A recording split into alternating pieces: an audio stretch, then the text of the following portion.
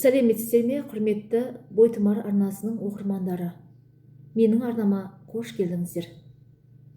Сіздерге арнайы шығатын әңгімелер үлкен еңбекпен өңделіп, дыбысталып шығады.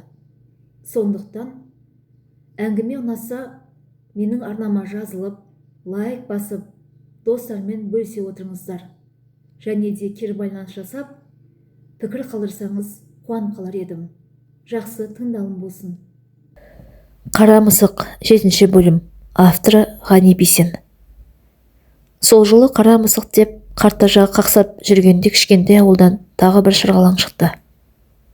Фермадағы аналық шошқаның сол аяғын әлдебір жыртқыш опырып жеп кетіпті, дейді. Мұның қызығы аналықта торай сияқты сүйретіліп тірі жүр. Онан да қызығы ешкім ештеме көрмеген, білмеген. Тіпті түнде болған сұмдықты ертесіне түске қарай байқапты. Сонда артынан қорыққан директор жоғарыға хат жазды. Өйткені шошқаның басына тікелей жауапты осы адам. Мұны естігенде орыстардың өздерімен кетсін деген қазақтар қолдарын сілтеп мәз болды. Енді тақырбас бастық бір шара қолданатын шығар. Орыстың шошқасын жеп жүре берсін, біздің ауылға келмесе болды, дейді. Ферманың бастығы сауатты адам ғой, шошқамды жеді деп жоғарыға хат жазыпты. Арнайы өкілдер келеді, дейді. Мылтығымызды зордан сұрайық. Мына тақырбастан қайран жоқ деп тон пішкендер болды. Сөйтіп жүргенде шалдар айтқан шенділер келді. Алайда халықпен кездесуден бас тартып, контора ішіндегі шағын отырыста өзара ымырамен тарасты. Мылтық керек деп барған екі шалға: оны бастықтарын шешеді, біздің қолымызда мылтық беретін құзырет жоқ, деп құтылды. Бірақ мысық жеген шошқаны торайымен қоса әкетіп лабораторияға тапсырды. Ал арадан көп өтпей, алғашқы қар түсіп, қалт-құлт еткен қартта жағы сап тиылды. Оған себеп Күнай әженің сөзі болды. Сол әжеміз үйіне келгендерге тұра жауып: сен алжыған шошаңдамай тыныш отыр, мына мұзда құлап қалып майып боларсың, деп бүкшейіп отырған шалына ұрсып бастаған. Негізі Күнай кемпір ұрсатындай бар еді. Қаусаған шалар аптада бір жиналып өсек айтқаннан басқа түк бітірмейді. Құдай-ау, басын қара мысықтан бастап, соңын тәтті қызбен аяқтап жүр. Есен шалдың тәтті қыз дегені жақсы болды. Сонан бері хатшы қыз тәтті қызға айналды. Сөз мысыққа келгенде көздері бақырайып, үрпие қарап, қызға келгенде отты жанып шыға келеді. О тоба! Қыз десе 80-дегі шаларда селкілдейді-ау. Соны байқаған Күнай кемпір айғайлап біраз жерге барды. Қартайғанда қыз айтқандарың ұят. Сен қақпас, мені 15 жасымда қыздай алдың. Қане ұшпаққа шығарғаның? О несе, қайдағы бір орыстың қызын өсектеп, өй өңшің алжыған немелер. Кетіңдер қане, үйлеріңе барып, арттарыңды тастай қысып жатыңдар. Бұл кісіге ешкім ештеңе айта алмайды. Өйткені қара шалдың жасы үлкен. Үлкен шалдың кемпірі есебінде мына отырғандардың бәріне үкім айта алады. Соны білетін қотыңбай шалдар, жеңше бір ашуыңды бер деп алдап құтылады. Сол әжеміз шалын қызғанды ма, әлде қызға жаны ашыды ма, ол жағы белгісіз. Әйтеуір үйіне келген шалдарды қыз айттыңдар деп қуып жіберіп өз шалын қазыққа қақты. Осыдан кейін мысықтан қорқатын шалдар Күнай әжеден қорқатын болды. Оның үстіне қар қалыңдап тізеге жетті. Қара мысық қарасын көрсетпеді. Күндер зулап өте берді. Желтоқсанның аяғы келді. Сонда ғана 3 ай тыншыған қара мысықтан хабар келді. Онысы былай болды. Ферма директоры ете жақтан үй алып, бала шағасын әкелген.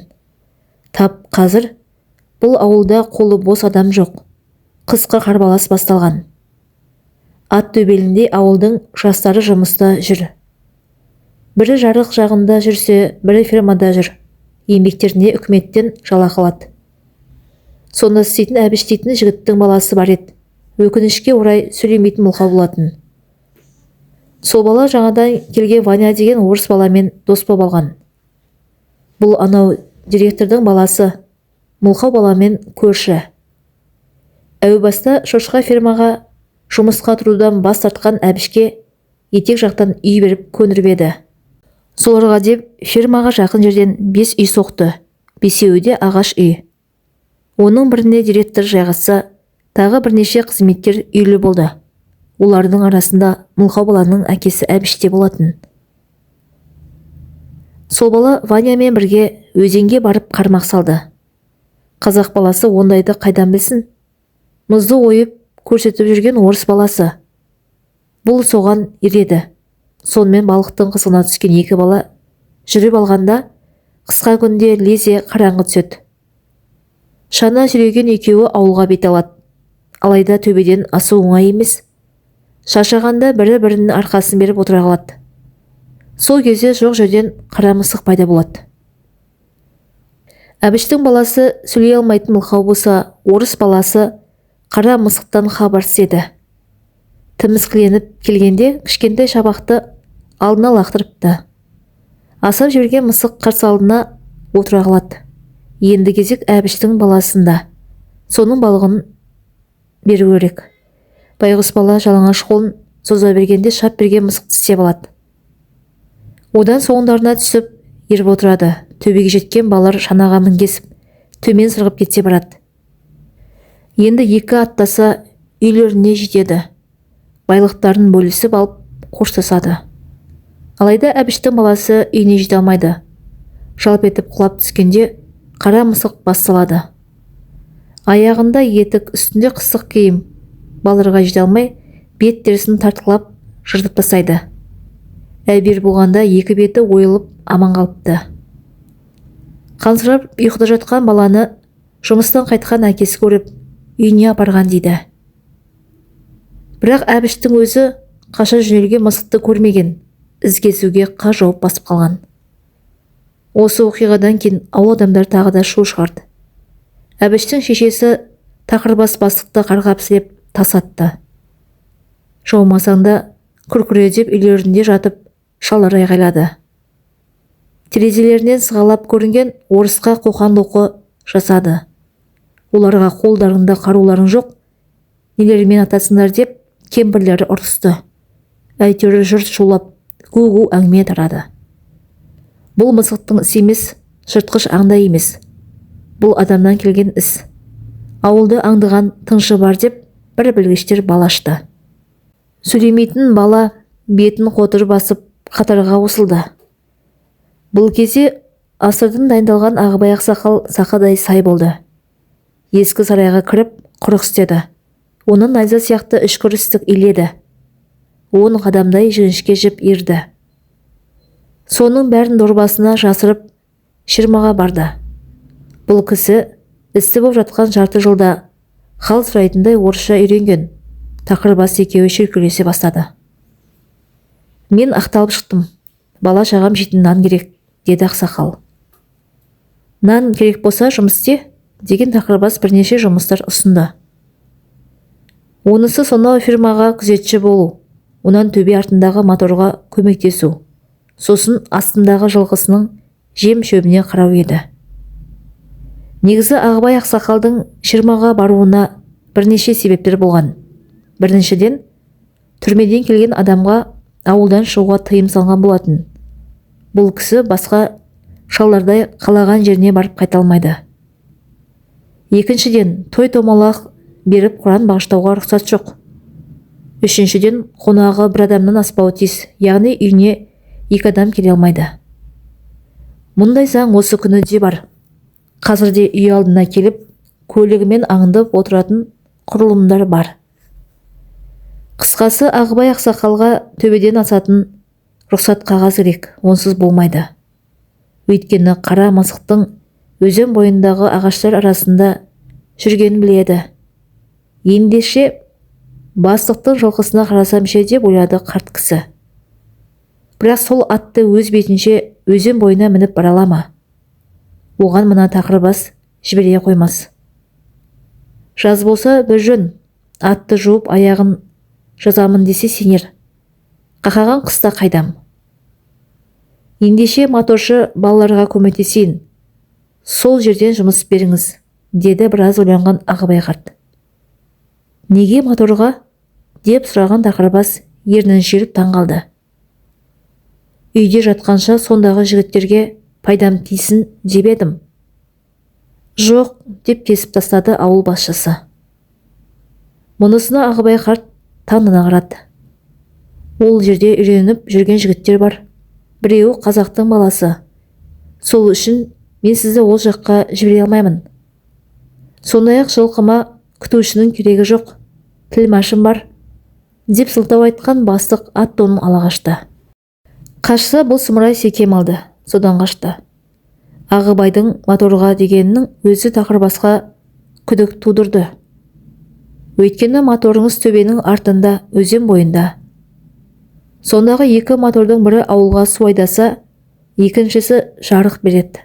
Және де моторға қарағаннан жылқы күткен әлдеқайда жеңіл жұмыс. Олай болса бұл неге моторды таңдайды?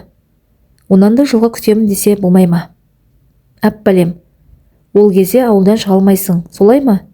Сен Алжанға қалайда өзенге бару керек, сол үшін моторға деп қадалып тұрсың. Сен өйткені мысық жайлы бірдеңе білесің.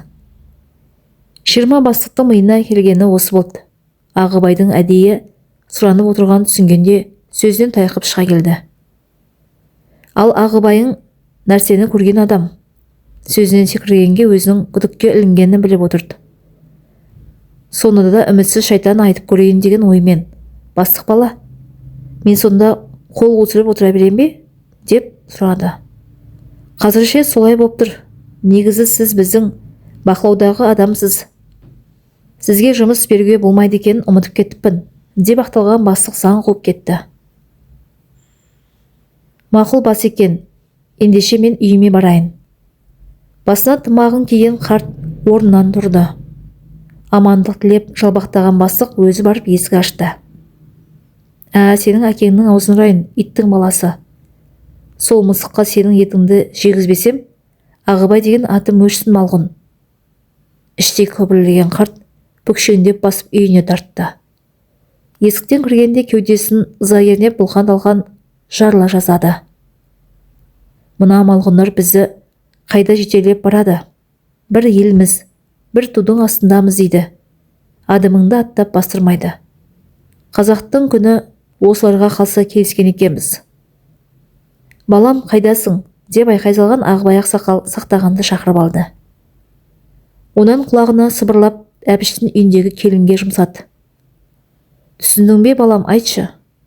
Түсіндім ата, түсіндім деген бала киіне бастады. Қолыңа екі таяқ ұстап ал. Шаңғы тепкенде желіп барып келе ғой. Мен үйде күтемін. Қомпаңдаған бала үйден шығып етекке тартты. Осындағы үйдің бірінде мылқау баланың әкесі Әбіш тұрады. Тап қазір үйінде жоқ, жұмыста шығар. Бірақ сөйлеп қалған келін бар. Не болғанын сол айтады. Көп өтпей аузы басына буық атқан бала қайтып келді. Болды балам, болды. Қалғаны менің шаруам болсын. Атасы баласының басынан сипап арқасынан қақты. Бойы жылған бала ойнап кете барды. Одан көп өтпей күн батып қараңғы түсті. Келін Бикеш Әбіштің құлағына сыбырлап бастағанда әлдебіреу есік қақты. 7-ші бөлімнің соңы жалғасы бар.